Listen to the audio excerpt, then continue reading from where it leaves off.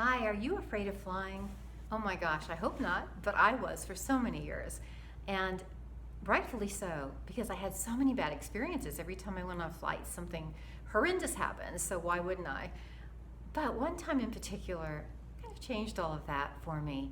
My two sisters and I, we had a plan to visit our grandmother in Springfield, Illinois. So we booked a flight out of LA, and we'd have to touch down in St. Louis and then have a connecting flight over to Springfield. We were so excited, and on the flight we're talking about all the memories as children when we'd go and visit our grandmother and how wonderful she is and how excited we were to see her. And so we fly and we land in St. Louis, and we are waiting for our connecting flight to Springfield, and we see this very large plane out the window, and we're thinking, well, why aren't we boarding? There's our plane, has been sitting there all this time. And so all of a sudden they announced our flight, and we were all excited. We go to the gate, and there are only a few other people. There were only 5 of us all together. And we thought, well, this is strange. So the lady asked us to walk down the hallway, and we did. And then there was a man who seemingly was the pilot at the end of the hallway, and he said, follow me. So we went down some steps. We're outside now, and we're walking around the big plane that we thought was ours. And we see this little tiny airplane. And my younger sister said, I'm not getting on that plane. That's a toy plane. And so we were looking at each other saying, we have to. Our grandmother's waiting, and we can't disappoint her. So we get on this plane, and we get all settled. We fly into the sky, take off, and we're on our way. And all of a sudden, there was such a loud, screeching noise. And it just startled us. And we're like, what was that? And there was only this little yellow curtain between the pilot, the co-pilot, and us.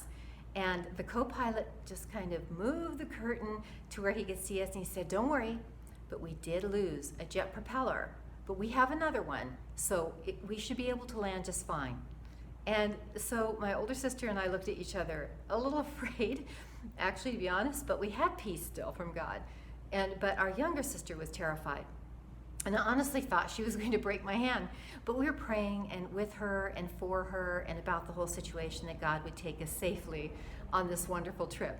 So the next thing you know is we finally got settled in again and peaceful. But there was another huge screeching loud noise. And at that point, this poor co-pilot, he just kind of like threw the curtain open this time. And he looked at us and he said, okay, we've lost our second jet propeller. But we're going to have to glide in, so just sit tight. We're going to make this. Well, wow. My younger sister now is honestly giving herself her rights and everything, and my older sister and I are just trying to keep her calm and us calm. But all of a sudden, I looked out my window, and I saw these gorgeous snowflakes just starting to fly through the sky. It started to snow.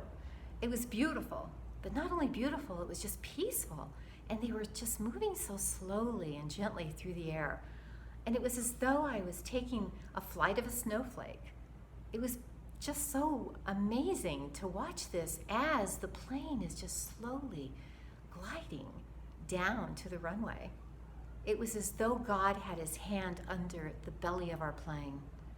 Well, we landed. We couldn't even feel anything. All of a sudden, we're on the runway. And there's Grandma down at the end of the runway, just our arms, waving and so excited to see us. Well, I have to tell you something. God is amazing. What does it say to you? It says to me that prayer works, that we're not to be afraid. We're to trust God, even if we think there's a possibility that this little plane could crash, or this big plane, or wherever you are, whatever the situation is. To trust God is so, so important. To pray and to help others along during the way. So the next time you take a flight anywhere, think of this story and have a wonderful time. And we'll talk soon. God bless you.